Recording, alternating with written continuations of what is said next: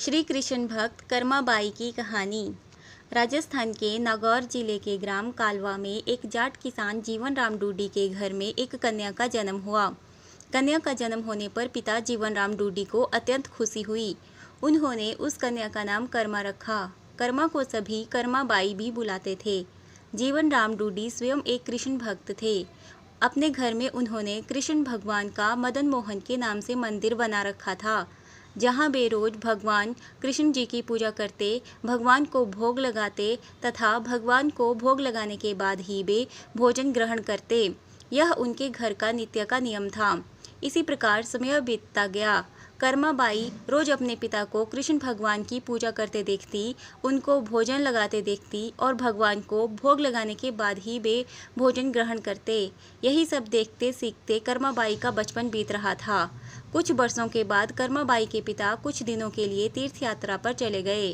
तीर्थ यात्रा पर जाने से पहले पिता जीवन राम डूडी ने कर्माबाई को भगवान की पूजा विधि समझाई और कहा कि भगवान को भोग लगाकर ही भोजन ग्रहण करना और घर का ध्यान रखना। इस प्रकार भगवान की पूजा और घर की देखरेख का काम कर्माबाई को सौंपकर उनके पिता कुछ दिनों के लिए तीर्थ यात्रा चले गए। अब अगले दिन कर्माबाई ने सुबह जल्दी उठकर कृष्ण भगवान को भोग लगाने के लिए बाजरे का खिचड़ा बनाया।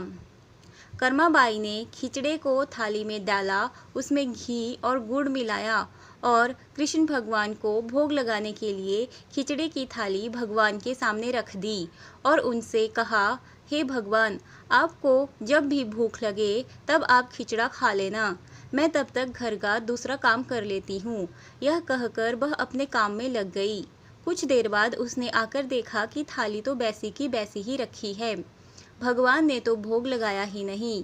उसने सोचा कोई बात नहीं, अभी भगवान को भूख नहीं लगी होगी, कुछ देर बाद खा लेंगे। ऐसा सोचकर वह फिर से अपने काम में लग गई और बीच में बार बार देखती रही कि भगवान ने भोग लगाया है कि नहीं, पर भगवान ने भोग नहीं लगाया।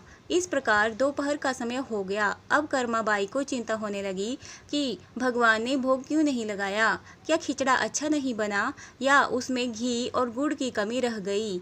ऐसा सोचकर उसने खिचड़े में थोड़ा और घी और गुड़ मिलाया और थाली लेकर भगवान के सामने बैठ गई और भगवान को भोग लगाने के लिए विनती करने लगी, लेकिन भगवान ने फिर भी भोग नहीं लगाया। तब कर्माबाई ने भगवान से कहा कि भगवान, आप भोग लगा लीजिए। आपकी पूजा की और आपके भोग की जिम्मेदारी पिताजी मुझे देकर गए हैं। अगर आप पिताजी का इंतजार कर रहे हैं तो आपको भूखा ही रहना पड़ेगा, क्योंकि पिताजी तो तीर्थ यात्रा पर गए हैं और कुछ दिनों के बाद ही आएंगे। तब तक आपको मेरे ही हाथ से बना भोजन करना पड़ेगा। भगवान, मुझे सटरस व्यंजन बनाने नहीं आते हैं और ना ही मुझे विधि विधान से पूजा पाठ करना आता है। मुझे तो बस ये बाजरे का खिचड़ा और रूखी सूखी सब्जी रोटी बनानी आती है। आपको कुछ दिन इसी से गुजारा करना पड़ेगा। मैंने आपके खिचड़े में थोड़ा और ज़्यादा घी और गुड़ भी डाल दिया है। अब तो भोग लगा लीजिए। इस प्रकार कर्मा बार बार भगवान से भोग लगाने की विनती करने लगी, लेकिन भगवान ने फिर भी भोग नहीं लगाया। तब कर्माबाई ने भगवान से कहा, भगवान जी, जब तक आप भोग नहीं लगाएंगे तब तक मैं भी नहीं खाऊंगी। आपके साथ साथ मैं भी भूखी रहूंगी। ऐसा कहकर वह भगवान से नाराज होकर बैठ गई। दोपहर बीत गई, शाम होने को आई, लेकिन भगवान की तरह कर्माबाई ने भी कुछ नहीं खाया। आखिरकार कर्मा की जिद देखकर भगवान की मूर्ति से आवाज आई, अरे कर्मा, तुमने पर्दा तो किया ही नहीं, मैं ऐसे कैसे भोग लगाऊंगा। यह सुनकर कर्माबाई ने अपनी ओढ़नी का पर्दा किया और उसी की छाया में भगवान श्री कृष्ण ने बाजरे के खिचड़े का भोग लगाया और पूरी थाली खाली हो गई। कर्माबाई ने देखा और कहा, हे भगवान, इतनी सी बात थी तो पहले बता देते। सारे दिन खुद भी भूखे रहे और मुझे भी भूखा रखा। इसके बाद भगवान जी को भोग लगाकर कर्मा ने भी भोजन किया। इस प्रकार यह कर्माबाई का नित्य का नियम बन गया। कर्मा रोज सुबह जल्दी उठकर सबसे पहले भगवान के लिए भोग बनाती और भोग की थाली भगवान के सामने रखकर पर्दा लगाकर बैठ जाती और कुछ देर में देखती तो थाली पूरी खाली हो जाती। यह देखकर कर्मा बहुत खुश हो जाती और अपने दूसरे कामों में लग जाती।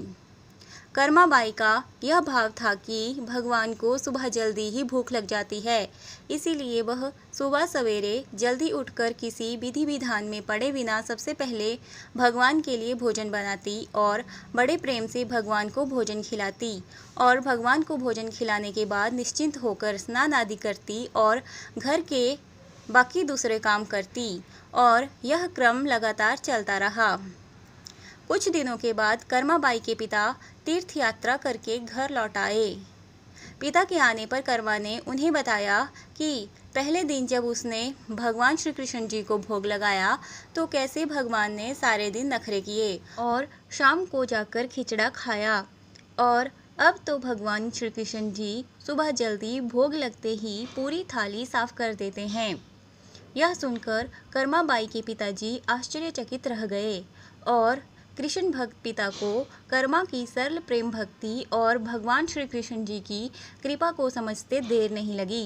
कर्मा के पिताजी ने सोचा, जिस भगवान को प्राप्त करने वो तीर्थ यात्रा करने गए थे वो भगवान उनके घर में ही विराजमान हैं और उनकी पुत्री के हाथों से रोज भोग लगाते हैं। मन में ऐसा सोचकर वे कर्मा बाई को अपनी पुत्री के रूप में प्राप्त करके अपने आप को धन्य समझने लगे और उन्होंने कर्मा बाई से कहा कि पुत्री, आज से तुम ही भगवान जी की सेवा करना और रोज भगवान को अपने हाथों से भोग लगाना। ऐसा सुनकर कर्मा बाई बहुत प्रसन्न हुई और रोज इसी प्रकार सुबह जल्दी उठकर अत्यंत प्रेम भाव से भगवान श्री कृष्ण जी को भोग लगाने लगी। इस प्रकार यह उसका रोज का नियम बन गया। कुछ वर्ष बाद कर्मा बाई के पिताजी देवलोक गमन कर गए।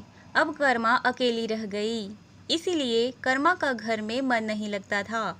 इसीलिए कर्मा घर से भगवान श्री कृष्ण जी की मूर्ति लेकर अपने गांव कालवा को छोड़कर तीर्थ यात्रा पर निकल गई। भारत में अलग अलग तीर्थों के दर्शन करते करते कर्मा बाई उड़ीसा के जगन्नाथपुरी पहुंच गई तथा जगन्नाथपुरी में ही कर्मा ने निवास करने का निश्चय किया। जगन्नाथपुरी में ही कर्मा ने एक छोटी सी कुटिया बना ली और उसमें निवास करने लगी।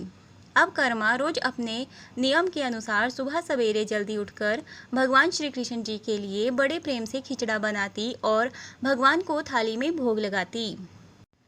कुछ देर में भगवान खिचड़ा खा लेते और थाली साफ हो जाती और इसके बाद कर्मा अपने स्नान ध्यान आदि नित्य कर्मों में लग जाती और इसी प्रकार यह क्रम निरंतर चलता रहा। एक दिन कर्मा बाई के भगवान श्री कृष्ण जी को भोग लगाने के बाद एक छोटा सा बालक उनके पास आया और उनसे बोला, माँ, कुछ खाने को है, बड़ी भूख लगी है। कर्मा बाई ने कहा, हाँ बेटा, मैंने अभी अभी खिचड़ा बनाया है, आजा बैठ जा, तुम भी खिचड़ा खा ले। यह कहकर कर्मा बाई ने बड़े प्यार से बालक को खिचड़ा परोसा और बालक ने भी बड़े ही चाव से खिचड़ा खाया। उस बालक के रूप के स्वयं भगवान जगन्नाथ कर्मा बाई के हाथ से बना खिचड़ा खाने साक्षात पधारे थे। बालक ने जल्दी से खिचड़ा खा लिया और उनसे कहा, माँ, खिचड़ा बहुत अच्छा बना है, मैं कल भी खिचड़ा खाने आ जाऊँ? कर्मा बाई ने कहा, कल क्या बेटा, मैं तेरे लिए रोज खिचड़ा बनाकर रखूंगी, तू रोज खिचड़ा खाने आ जाया कर। बालक ने कहा, ठीक है माँ, मैं रोज खिचड़ा खाने आऊँगा। यह कहकर बालक चला गया। अगले दिन से बालक रोज सुबह सवेरे कर्मा बाई के पास खिचड़ा खाने आने लगा। कर्मा बाई भी रोज अपने नियम से सुबह सवेरे जल्दी उठकर भगवान श्री कृष्ण जी के लिए खिचड़ा बनाती और भगवान के सामने थाली रखती। फिर भगवान खिचड़े का भोग लगाते और उसके कुछ ही देर बाद वो बालक आ जाता। फिर कर्मा बाई उसे भी बड़े ही प्रेम से खिचड़ा खिलाती और उसके बाद अपने स्नान ध्यान आदि दैनिक कार्यों में लग जाती और यह क्रम इसी प्रकार चलता रहा। एक दिन कर्मा बाई की कुटिया के पास एक साधु आया। बातों ही बातों में उसे पता चला कि कर्मा बाई बिना स्नान ध्यान किए बिना चौका बर्तन किए भगवान श्री कृष्ण जी के लिए खिचड़ा बनाती है और भोग लगाती है। उसने कर्माबाई से कहा, स्नान किए बिना भगवान जी की पूजा करने और भोग लगाने से पाप लगता है। इसलिए उसने कर्माबाई को स्नान करके पूरे विधि विधान से पूजा करके भोग लगाने को कहा। साधु से ऐसा सुनकर भोली भाली कर्मा अगले दिन से सुबह जल्दी उठकर स्नान करके खिचड़ा बनाने लगी और विधि विधान से पूजा करके भोग लगाने लगी। ये सब करने में कर्माबाई को बहुत देर लग जाती, लेकिन वो बालक तो रोज सुबह अपने समय से आ जाता और कर्मा से कहता, माँ मुझे भूख लगी है, मुझे जल्दी खिचड़ा दे माँ, जल्दी कर माँ जल्दी कर। और कर्मा उससे कहती, थोड़ी देर रुक जा बेटा, अभी देती हूँ, थोड़ी देर रुक जा। और जब कर्मा भगवान श्री कृष्ण जी को भोग लगाकर बालक को खिचड़ा खाने को देती तो बालक उसे बहुत ही शीघ्रता से खाकर हाथ मुंह साफ किए बिना ही जल्दी से उठकर भाग जाता और यह क्रम कुछ दिनों तक चलता रहा। और इन्हीं दिनों में भगवान श्री जगन्नाथ जी के मंदिर में सुबह के समय भगवान की मूर्ति के मुख पर खिचड़ा लगा हुआ रहता। यह देखकर भगवान जगन्नाथ की सेवा में रहने वाले पुजारी, जो स्वयं बहुत बड़े कृष्ण भक्त थे, वो सोचते, आजकल ये भगवान श्री जगन्नाथ जी के मुख पर खिचड़ा कैसे लग जाता है। हम तो खिचड़े का भोग नहीं लगाते, तो फिर यह खिचड़ा कहाँ से आता है। कुछ दिनों तक लगातार भगवान श्री जगन्नाथ जी के मुख पर खिचड़ा लगा देखने पर पुजारी इसे भगवान जी के लीला मानते हैं और समझ जाते हैं कि भगवान रोज कहीं से खिचड़ा खाकर आते हैं। भगवान जी की लीला को जानकर वो मन ही मन भगवान श्री जगन्नाथ जी से पूछते हैं कि आप कहाँ से खिचड़ा खाकर आते हो भगवान, हमें भी तो बताओ। उसी रात भगवान श्री जगन्नाथ जी पुजारी के सपने में आते हैं और उनसे कहते हैं कि मेरी एक भक्त है कर्माबाई, जो जगन्नाथपुरी में ही रहती है। वो रोज़ सुबह सवेरे मेरे लिए बाजरे का खिचड़ा बनाती है और बड़े प्रेम से मुझे भोग लगाती है और मैं भी रोज़ सुबह जल्दी कर्माबाई के पास खिचड़ा खाने जाता हूँ। मुझे उसके हाथ का बना खिचड़ा बहुत पसंद है। परंतु कुछ दिन पहले कर्मा के पास एक साधु आया और उसे स्नान ध्यान करके विधि विधान से पूजा करके भोग लगाने को कह गया। इसीलिए आजकल वो विधि विधान से पूजा करके भोग लगाती है और उसके बाद मुझे खिचड़ा खिलाती है। ये सब काम करने में उसे बहुत देर लग जाती है और मुझे खिचड़े का इंतज़ार करना पड़ता है और भूख का कष्ट भी सहन करना पड़ता है। और जब तक मैं खिचड़ा खाता हूँ तब तक यहाँ मंदिर में भक्तगण आने लगते हैं। इसीलिए आजकल मुझे खिचड़ा खाकर मुंह हाथ धोए बिना ही जूठे मुंह भागकर आना पड़ता है। भगवान श्री जगन्नाथ जी से यह जानकर पुजारी ने अगले दिन उस साधु की खोज कराई और उस साधु को बुलाकर उसे सारी बात बताई। पुजारी से यह सब जानकर वह साधु घबराया हुआ कर्माबाई के पास पहुंचा और उनसे कहा कि आप पहले की तरह ही सुबह जल्दी ही भगवान जी को खिचड़े का भोग लगाया करें। आपके लिए किसी नियम या विधि विधान से पूजा करने की आवश्यकता नहीं है। साधु से यह सुनकर कर्माबाई अगले दिन से पहले की ही तरह भगवान को खिचड़े का भोग लगाती रही और उस बालक को भी बड़े प्रेम से खिचड़ा खिलाती रही। यह क्रम कई वर्षों तक चलता रहा और एक दिन कर्माबाई इस संसार चक्र को छोड़कर प्रभु के धाम चली गई। उस दिन जगन्नाथपुरी के मंदिर में भगवान श्री जगन्नाथ जी के श्री विग्रह के नयनों से अश्रु निकल रहे थे।